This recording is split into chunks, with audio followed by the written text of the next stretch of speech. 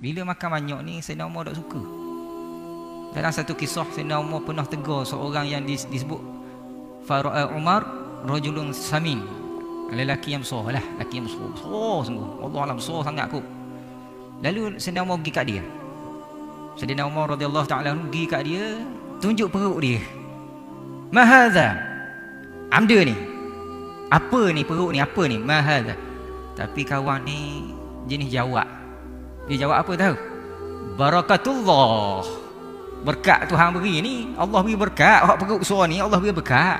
Hodak dia jawab. Ni orang ni menyebabkan Sayyidina Umar panah. Jawab pula apa dia ni, berkat Tuhan, dia kata berkat Tuhan beri perut besar ni. Maka Sayyidina Umar kata bal sakhatuh, bahkan murka Allah, bukan berkat Allah, murka Allah. Perut besar ni murka Allah. Tuan-tuan, jangan rasa hati hak perut besar deh. Sebab hak ni bukan maksud cerita ni, cerita hak zaman Sayyidina Umar. Sayyidina Umar marah sebab orang tu jawab. Jadi kita jangan berasa hatilah. Hak perut ke depan jangan rasa hati dah, jangan rasa hati. Ni nak cerita sungguh. Apa jadi? Apa jadi lepas tu? Bal sakhatuh, bahkan Allah murka ni. Lalu Sayyidina Umar pun memberi ingat, iyyakum wal batanah, hati-hati kamu, wal batanah, yang jangan jadi perut yang besar. Jangan menyimpang makanan banyak di situ, wal batanah.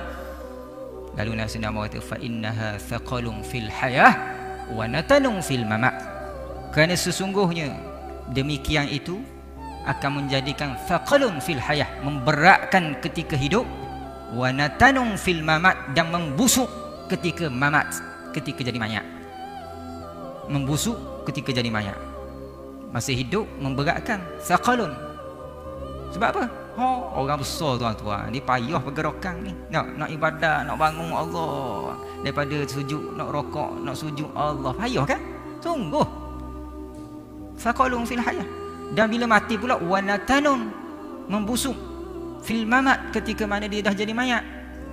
Sebab daging kita ni makin banyak tuan-tuan, bila makin banyak makin berisiko menjadi ulat dan makanan cacing tanah.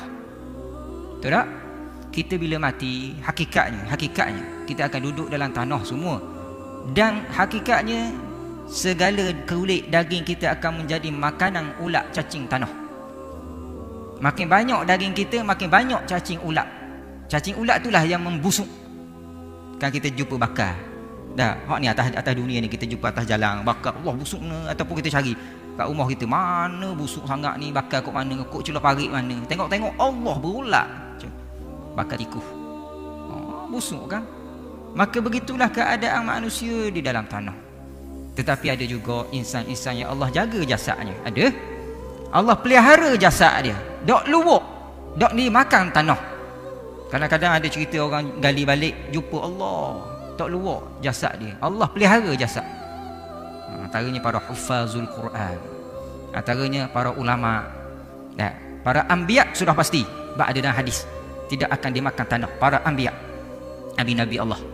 Tapi orang selain anbiya ada risiko dimakan cacing tanah, maka membusuk ketika mati. Hak ni kita tak mahu tuan-tuan, sungguh. Sebab tu kita kalau boleh daripada awal lagi kita kawal dah makan. Kalau kita ada anak cucu, zuriat kita tu pesan selalu jangan makan banyak, jaga body. Sungguh tuan-tuan, saya ada satu pengalaman kes mengendalikan satu jenazah yang beratnya 200 kilo lebih.